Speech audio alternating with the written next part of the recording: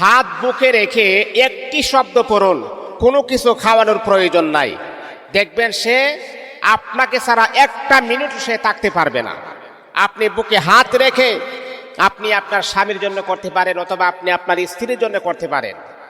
অনেক নারী আছে আমাদের কাছে অভিযোগ দিয়ে, হুজুর আমার স্বামী মাশাআল্লাহ আমাকে অত্যন্ত মোহাব্বত করে, অত্যন্ত ভালোবাসে, কিন্তু আমার শাশুড়ি আমাকে দেখতে পারে না।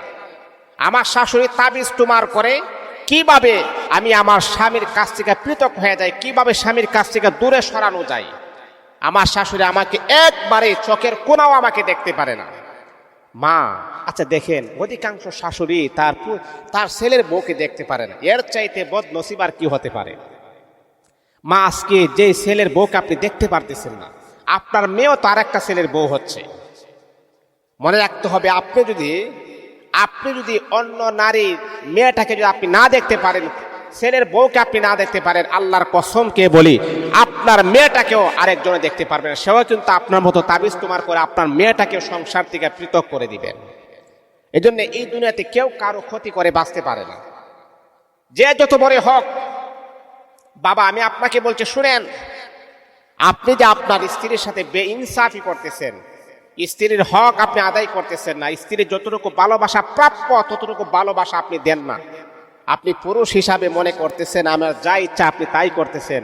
মনে রাখতে হবে, এই নারীর সাথে আপনি জুলুম করেছেন, এটার বিচার আল্লাহ পাক রব্বুল আলামিন এই দুনিয়াতে আমার আল্লাহ আপনাকে শাস্তি দিবেন। আপনার মনে অশান্তি থাকবে, কখনো শান্তি আসবে না, পরিপূর্ণ শান্তি থেকে আপনি বঞ্চিত হবেন, কারণ আপনি আপনার নিজের ঘরের স্ত্রীর সাথে আপনি বেইনসাফি করতেছেন। সবচাইতে শ্রেষ্ঠ এবং ভালো পুরুষকে জানেন? যে যার স্ত্রীর কাছে ভালো। আপনার স্ত্রীর কাছে যদি আপনি ভালো হন, তাহলে আল্লাহ পাক রব্বুল আলামিন আপনাকে ভালো বলে ঘোষণা দিবেন। আর যদি স্ত্রীর কাছে আপনি নষ্ট হন, খারাপ হন, আপনার চাইতে বদনসিব আর পুরা কফাল আল্লাহর জমিনের ভিতরে কেউ হতে পারে না। আপনি কখনো ভালো পুরুষ হতে পারবেন না। এ মুসলমান, দিলের কান লাগিয়ে আপনি শুনেন, আপনার স্বামীকে কোনো কিছু খাওয়ানোর প্রয়োজন নাই, অথবা পুরুষ ভাইদেরকে আমি বলবো, স্ত্রীর ভালোবাসা পাওয়ার জন্য তাকে খাওয়ানোর কোনো প্রয়োজন নাই। বুকে হাত রেখে আমলগুলো আপনি করেন, দেখবেন আল্লাহ পাক রব্বুল আলামিন কয়েকদিনের ভিতরে আপনার স্বামীকে এমন ভাবে আমার আল্লাহ আপনার তাবেদার বানায় দিবেন, আপনার স্বামী আপনাকে না দেখলে এক মিনিটও থাকতে পারবে না। ও মা বোনেরা, 1 নাম্বার হলো 5 ওয়াক্ত নামাজ পড়বেন। 5 ওয়াক্ত নামাজ পড়ার পরে আপনারা প্রতিদিন 2 বার আমলটা করবেন। একবার হলো সকালবেলা ফজরের নামাজ পড়ার পরে আমলটা করবেন। 2 নাম্বার হলো এশার নামাজ পড়ার পরে সেই আমলটা আপনি করবেন। আমলটা আপনি কিভাবে করবেন শুনেন। বুকের মাঝে হাত রেখে সর্বপ্রথম আপনি দুরূদ শরীফ পড়বেন, 3 বার দুরূদ শরীফ পড়বেন।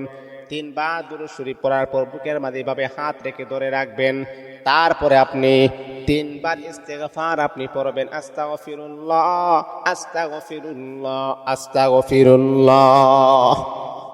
এতটুকু পারবেন না? দুরূদ শরীফ মানে কি? যদি আপনার সময় কম থাকে আপনি পড়বেন সাল্লাল্লাহু আলাইহি ওয়াসাল্লাম 1 বার, সাল্লাল্লাহু আলাইহি ওয়াসাল্লাম 2 বার, সাল্লাল্লাহু আলাইহি ওয়াসাল্লাম 3 বার, একটা শেষ। তারপর আপনি পড়বেন আস্তাগফিরুল্লাহ আস্তাগফিরুল্লাহ আস্তাগফিরুল্লাহ, শেষ, 2টা শেষ।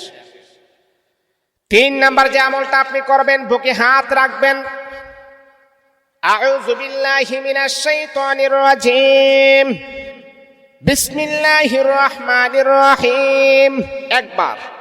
এমন করে করে আপনি 1 বার আপনি পড়বেন, বুকের মাঝে হাত রাখবেন। তারপরে উল্লেখযোগ্য যে আমলটা করবেন, আল্লাহ পাক রব্বুল আলামিনের একটি নাম আপনি 70 বার পড়বেন। নামটা হলো ইয়া ওয়াদুদু ইয়া ওয়াদুদু ইয়া ওয়াদুদু ইয়া ওয়াদুদু।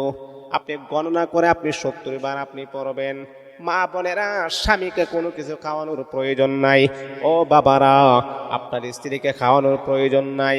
ও মা, আপনার শাশুড়ি যদি আপনাকে দেখতে না পারে তাহলে আপনি খাওয়ানোর প্রয়োজন নাই।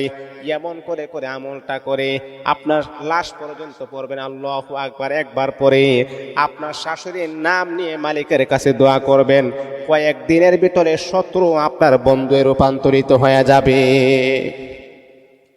স্বামী বিদেশের জমিনে আছে, কোনো সমস্যা নাই। অনেকে বলে হুজুর যে আমল গুলা দেন, আমার স্বামী তো পাশে নাই।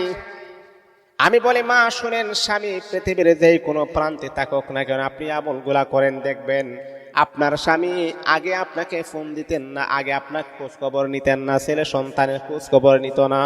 আপনি আমলগুলা যখন করবেন দেখবেন আপনার স্বামী আপনাকে আগের তুলনায় সবচাইতে বেশি মহাব্বত আর ভালোবাসবে। আমলগুলা করেন আপনি। আজকে আমরা স্বামীর জন্য কত কিছু করি, কত কিছু আমরা করি। অনেকে বলে হুজুর, অনেকে তো আমাদের কাছ থেকে টাকা নিয়েছে কিন্তু কাজটা তো করে নাই। তে করবে কিভাবে? আপনি তো আসলে বিশ্বাসী লোকের কাছে আপনি যেতে পারেন নাই। যারা সহি আলেম, যারা উলামায়ে কেরাম, তাদের কাছ থেকে আপনি পরামর্শ নেন, কিভাবে নিলে একটা কাজ হবে সেই মোতাবেক আপনি তাদের পরামর্শ নিয়ে আপনি কাজ করুন। এই কোরআনের ভিতরে আল্লাহ পাক রব্বুল আলামিন সব কিছু আমার আল্লাহ দিয়ে রেখেছেন। আসলে আমরা কোরআনের কাছে আসি না। আমরা আসি কোন সময় জানেন? যখন আমরা লাখ লাখ টাকা পয়সা খরচ করার পরে যখন আর কোনো পথ দেখি না, তখন আমরা কোরআনের আশ্রয় গ্রহণ করি। মা, আমি আপনাকে বলছি, আপনার সন্তান অথবা আপনার স্বামী, আপনার